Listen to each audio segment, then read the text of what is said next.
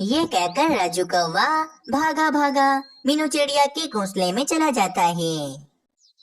Meenu aunty रुक जाएं, मुझे पूरा यकीन है मम्मा ने इस भोजन में जहर मिलाया है ताकि मीनू आंटी और मानव चिड़िया ये भोजन खाकर मर जाएं। और पता है पापा, हमारे घर में जहर की बोतल भी पड़ी हुई है और मम्मा कह रही हैं कि वे जहरीली बोतल आप लेकर आए हैं। नहीं नहीं बेटा राजू, मैंने तो कोई भी जहरीली बोतल घर पर नहीं रखी। तुम्हारी पत्नी हम गरीब पक्षियों से इतनी नफरत करती है, ये मैंने कभी नहीं सोचा था। अब मैं यहाँ नहीं रहूंगी, वरना तुम्हारी पत्नी हम दोनों को मार डालेगी। मुझे माफ कर दो मीनू चिड़िया, रानी कवि ने तुम दोनों के साथ बहुत बुरा किया है। वो तो अच्छा हुआ कि राजू कवि ने बता दिया, वरना ना जाने कितना बुरा हो जाता आज। बस फिर मीनू चिड़िया अपने बेटे को लेकर वहाँ से चली जाती है। दूसरी तरफ कालू कौवा अपनी पत्नी पर बहुत ज्यादा गुस्सा करने लगता है। कालू जी, आप ज्यादा न डांटे मुझे, उन गरीब पक्षियों को तो मर ही जाना चाहिए। मैंने कभी नहीं सोचा था कि तुम इतनी ज्यादा घमंडी निकलोगी। मैंने अब सोच लिया है कि तुम्हें इस गलती की सजा जरूर मिलेगी। चलो निकल जाओ मेरे घर से तुम, मैं आज के बाद तुम्हें अपने घर में कभी नहीं रखूंगा। हाँ हाँ जा रही हूँ मैं कालू जी, मेरा भाई बहुत अमीर है, मैं उसके घर में बहुत सुकून से रहूंगी। ये कहकर रानी कौवी अपने भाई के घर पर चली जाती है। रानी कवि क्या हुआ, तुम इतनी ज्यादा परेशान क्यों हो? बबलू कवि, तुम्हें पता है कि कालू जी ने एक छोटी सी बात की वजह से मुझे घर से निकाल दिया है। लेकिन रानी कवि हुआ क्या था, मुझे सब कुछ विस्तार से बताओ। बबलू कवि पता है, आज मैंने भोजन में थोड़ा सा नमक तेज कर दिया था। बस इसी बात पर कालू जी को गुस्सा आ गया और उन्होंने मुझे घर से निकाल दिया। रानी कवि मेरी बहन, तुम परेशान मत हो, तुम आज से मेरे घर में मेरे साथ रहोगी।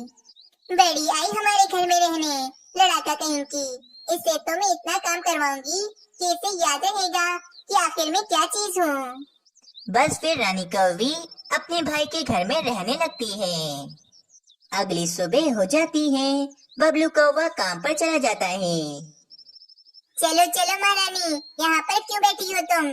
जाओ जाकर भोजन ढूंढ कर लाओ, वरना मैं तुम्हारे साथ बिल्कुल अच्छा नहीं करूँगी। मैं और वो भी भोजन ढूंढूंगी। तुम्हारा दिमाग तो ठीक है ना? मेरा दिमाग बिल्कुल ठीक है। अगर तुमने अभी के अभी भोजन न ढूंढा तो अपने घर से निकाल दूंगी मैं तुम्हें। बस फिर रानी कौवी मजबूरन भोजन ढूंढने चली जाती है। काफी देर के बाद रानी कौवी थोड़ा बहुत भोजन ढूंढ कर लाती है। चलो अब भोजन ढूंढ लिया ना, अब पूरे घर की तुम्हें सफाई करनी है। चलो जल्दी से काम पर लग जाओ। अब रोजाना रानी कौवी भोजन ढूंढती और तो और पूरे घर की साफ सफाई भी रानी कौवी ही करती। ये सारा कुछ मेरे साथ सिर्फ और सिर्फ मीनू चिड़िया की वजह से हो रहा है। मैं उस मीनू चिड़िया को नहीं छोड़ूंगी, बस एक बार वो मुझे मिल तो जाए। चलो चलो काम करो जल्दी जल्दी, क्या वहाँ पर बैठे बातें बना रही हो तुम? इसको तो बस मुझे किसी भी तरह अपने घर से निकालना ही होगा। क्या करूँ ऐसा जिससे ये रानी कवि मेरे घर से निकल जाए। बबलू कौवी की पत्नी रानी कौवी के पास आती है और उससे कहती है, देखो भाई रानी कवि, तुम अभी के अभी मेरे घर से निकल जाओ। बस अब मैं तुम्हें अपने घर में और बर्दाश्त नहीं कर सकती हूँ।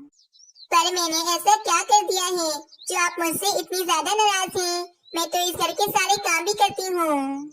देखो, अगर अभी तुम सीधी तरह से नहीं निकली तो मैं तुम्हें धक्के देकर निकाल दूंगी अपने घर से। बस फिर बबलू कौवे की पत्नी रानी कौवी को अपने घर से निकाल देती है। शाम हो जाती है, बबलू कौवा अपने काम से वापस अपने घर में आ जाता है। अरे पत्नी जी, मेरी बहन कहाँ है? वो दिख नहीं रही। पति जी, आपको पता है आपकी बहन मेरा सोने का हार चुराकर ना जाने कहाँ भाग गई है। क्या मेरी बहन तुम्हारा सोने का हार चुराकर कहीं भाग गई है? मुझे तो यकीन नहीं आ रहा कि मेरी बहन मेरे साथ इतना बुरा कर सकती है। दूसरी तरफ रानी कौवी के पास ना तो कोई काम था और न ही भोजन था कि जिसको खाकर रानी कौवी अपना पेट भर सके। मुझसे ज्यादा कौन गरीब होगा अब? मेरे पास ना तो घर है और ना ही खाने के लिए भोजन। ये सब कुछ मेरी गलती की सजा मुझे मिल रही है। मैं मीनू चिड़िया को गरीब कहती थी ना, देखो आज मुझसे ज्यादा गरीब आखिर कौन होगा। बस फिर रानी कौवी उदास होकर जंगल में इधर उधर घूम रही होती है। ये घर तो किसी अमीर पक्षी का लगता है। चलो इस घर में जाती हूँ, क्या पता मुझे कोई काम मिल जाए। फिर रानी कौवी उस घर में आती है तो देखती है वे बड़ा सा घर तो मीनू चिड़िया का होता है। मीनू चिड़िया, क्या ये घर तुम्हारा है? हाँ रानी कौवी, ये घर मेरा है और अब मैं बहुत ज्यादा अमीर हो गई हूँ। वैसे मुझे पता चला कि कालू कौवे ने तुम्हें अपने घर से निकाल दिया है। फिर रानी कौवी सारी बात मीनू चिड़िया को बताती है। मीनू चिड़िया, मुझे माफ कर दो, मैंने तुम्हारे साथ बहुत ज्यादा गलत किया। देख लो आज मुझे मेरे घमंड की कितनी बड़ी सजा मिल रही है। रानी कौवी, मैंने तुम्हें माफ किया और अब तुम बिल्कुल भी परेशान मत हो। मैं कालू कौवे को समझाऊंगी, वे तुम्हें अपने घर में दोबारा से रख लेगा। बस फिर वहाँ पर कालू कौवा भी आ जाता है। कालू कौवा रानी कौवी को देखकर कहता है, रानी, तुम यहाँ पर क्या कर रही हो? तुम तो अपने भाई के घर पर रह रही थी ना, जाओ जाकर अपने भाई के घर पर ही रहो तुम। कालू कौवी, तुम रानी कौवी को माफ कर दो। रानी कौवी को अपनी घमंड की सजा मिल गई है और तो और रानी कौवी ने मुझसे माफी भी मांग ली है। हाँ कालू जी, मुझे माफ कर दें, मैं आगे से कभी भी ऐसा नहीं करूँगी। बस आप दोबारा से मुझे अपने घर में रख लें। ठीक है मीनू चिड़िया, अगर तुम कहती हो तो मैं रानी कौवी को अपने घर में रख लेता हूँ। बस फिर दोबारा से कालू कौवा, रानी कौवी और राजू कौवा अपने घर में सुकून से रहने लगते हैं। मीनू चिड़िया, ये तुम हमारे जंगल की नहर का इतना पानी क्यों भर रही हो अपनी बाल्टी में? तोते, इस पानी से मैं अपने बेटे मानो चिड़े को नहलाऊंगी। 2 दिन हो गए हैं इसे नहाए हुए, इसीलिए आज फिर से मैं इसे नहलाऊंगी। वो तो ठीक है मीनू चिड़िया, परंतु तुम तो जानती हो कि 2 साल से हमारे जंगल में बारिशें नहीं हुई हैं और इसी कारण हमारे जंगल में सब फल सब्जियां और नहर का पानी सूखता जा रहा है। जहाँ तक के भोजन की बात है, वे तो हम दूसरे जंगल से खरीद लेते हैं, परंतु मुझे डर है कि कहीं इस नहर का पानी बिल्कुल ही सूख न जाए। हाँ तोते, तुम ठीक कह रहे हो, इसी कारण मैं भी बहुत परेशान रहती हूँ। न जाने हमारे जंगल में बारिशें कब होंगी। मीनू चिड़िया, अब आज से ये पूरे जंगल के पक्षियों को बता दो कि वे पानी देखभाल कर इस्तेमाल करें और कोई भी पक्षी पानी बिला वजह जाया ना करे। अगली सुबह हो जाती है। रानी कौवी कालू कौवे से कहती है, अरे कालू जी, कितनी गंदी बदबू आ रही है आपके पास से। उफ, रानी, अब मैं क्या करूं? अब ये गंदी बदबू तुम्हें और मुझे दोनों को बर्दाश्त करनी ही पड़ेगी। पहले मैं हर दूसरे दिन नहा लेता था, परंतु अब तो हफ्ते में सिर्फ एक बार ही नहाता हूँ मैं। सब पक्षियों का यही हाल था। जंगल में इस बार भी बारिशें नहीं होती और कुछ दिनों तक इस नहर का पानी इस्तेमाल करते रहते। एक दिन वे नहर बिल्कुल ही सूख जाती। पक्षियों, देखो तो जरा, कितनी ज्यादा गर्मी बढ़ गई है और इसी कारण हमारी नहर का पानी भी बिल्कुल सूख गया है। अब हम क्या करेंगे? पानी के बिना तो हम सब पक्षी प्यास से मर जाएंगे। ये क्या मुसीबत आ गई हमारे जंगल पर? पानी तो हमारी जिंदगी है। पक्षियों, मैं तो कहती हूँ कि अब सिर्फ मिट्टू महाराज ही हम पक्षियों को पानी दे सकते हैं।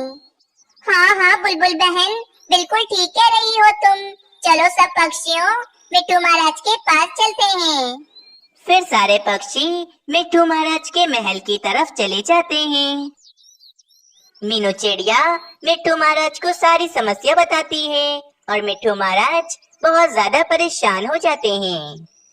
पक्षियों, ये समस्या बहुत ही बड़ी है और मैं भी बहुत ज्यादा ही परेशान हूँ, परंतु मैं महाराज हूँ और मैं अपने जंगल के पक्षियों को प्यास से मरने नहीं दूंगा। मैं दूसरे जंगल से तुम सबके लिए पीने के लिए पानी खरीद लूंगा, परंतु हमारे राज्य के पास इतने पैसे नहीं हैं कि हम पक्षियों के लिए पीने का पानी खरीद सकें। परंतु मिट्टू महाराज, हम बिना नहाए कैसे रह सकते हैं? हम सब पक्षियों के पास से कितनी बुरी बदबू आ रही है। मीनू चिड़िया, पीने के लिए पानी मिल रहा है, यही बहुत है हमारे लिए, वरना हमारे पास तो इतने पैसे नहीं कि हम पीने के साथ साथ नहाने का पानी भी खरीद सकें। फिर अगले दिन मिट्ठू महाराज का सैनिक सब पक्षियों के घरों पर एक एक मटका पीने का पानी दे देता है। ये पानी तो इतना कम है कि हम इस पानी से अपना मुंह भी नहीं धो सकते हैं। सिर्फ पीने के लिए ही पानी दिया है मिट्ठू महाराज ने हमें।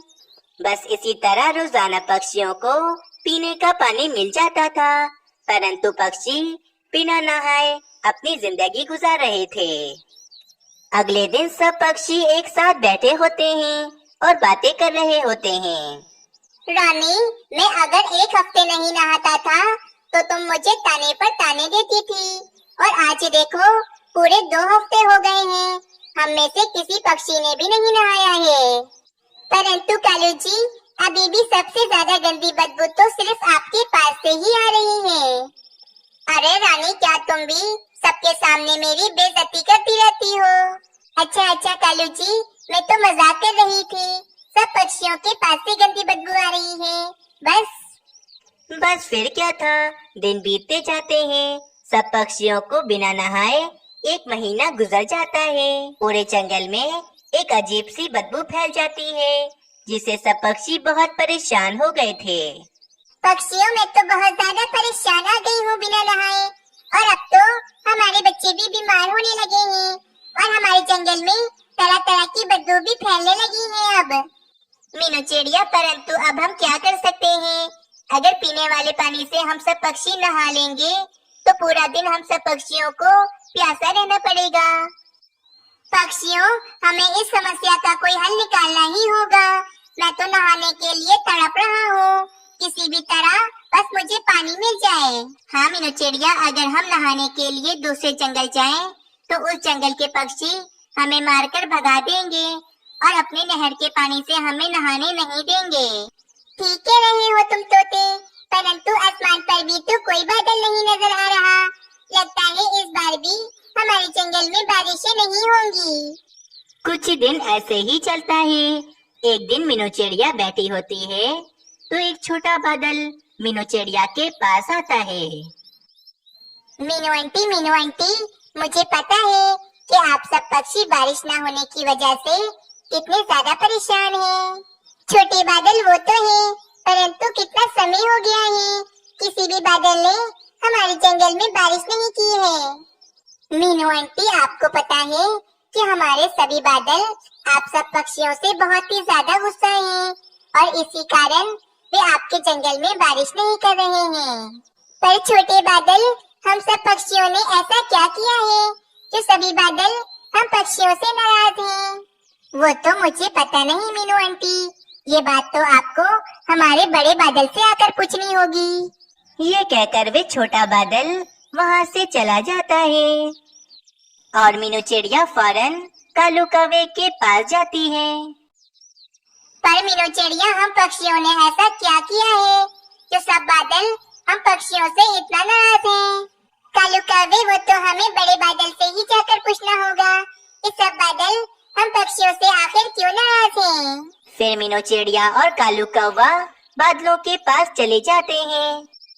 अरे मीनू चिड़िया, कालू कौवे, तुम दोनों यहाँ पर क्यों आए हो?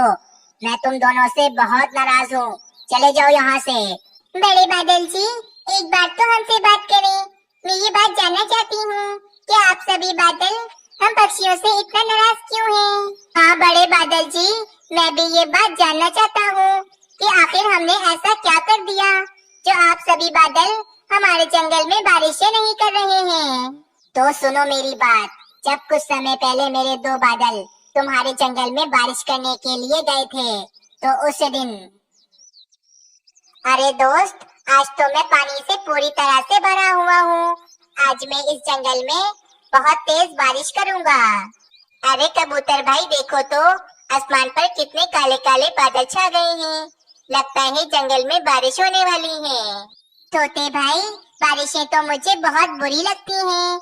हमारे लिए मुसीबत है ये बारिशें। एक तो इन बारिशों की वजह से हमारे घर टूट जाते हैं, और तो और हमारे जंगल में सैलाब भी आ जाता है। हाँ कबूतर, तुमने एकदम ठीक कहा। ये बारिशें तो बहुत बुरी होती हैं। मैं तो कहता हूँ कि आज भी अगर बारिशें ना हो तो अच्छा है। अरे दोस्त, ये पक्षी क्या बातें कर रहे हैं? इन्हें तो बारिश बिल्कुल भी पसंद नहीं है। ये हमारे बारे में कितनी बुराइयां कर रहे हैं। अब तो मैं इस जंगल में बारिशें करूंगा ही नहीं। बस उसके बाद से आज तक सब बादल तुम पक्षियों से नाराज हैं और सब बादलों ने ये फैसला किया है कि आज के बाद कोई भी बादल तुम्हारे जंगल में बारिशें नहीं करेगा। हमारे जंगल के पक्षी तो बहुत नादान हैं। आप उन्हें माफ कर दीजिए। आपको पता है कि हमारे जंगल में पानी की कितनी बड़ी समस्या हो गई है। हम सब पक्षियों ने कितने समय से नहाया नहीं है और तो और हम पक्षियों के पास से कितनी बुरी बदबू भी आ रही है। हाँ बड़े बादल जी, बदबू के कारण हमारे जंगल में बीमारियां फैल रही हैं। आप कृपया करके हमारे जंगल में बारिश कर दें। फिर वे बड़ा बादल कुछ देर सोचता है और वे कहता है, ठीक है मीनू चिड़िया, मैं तुम्हारे जंगल में बारिश करने को तैयार हूँ। परंतु अगर आज के बाद तुम्हारे जंगल के किसी भी पक्षी ने हमारे बारे में कुछ भी गलत कहा तो उसके बाद तुम्हारे जंगल में कभी बारिश नहीं होगी। नहीं नहीं बड़े बादल जी, आज के बाद कोई भी पक्षी आपके बारे में कुछ भी बुरा भला नहीं कहेगा। ठीक है, जाओ तुम दोनों अपने जंगल में चले जाओ। शाम तक तुम्हारे जंगल में बारिशें हो जाएंगी। फिर मीनू चिड़िया और कालू कौवा खुशी खुशी अपने जंगल में चले जाते हैं। शाम हो जाती है, जंगल में तेज बारिश शुरू हो जाती है। सब पक्षी बारिश के पानी में खूब मजे से नहाने लगते हैं।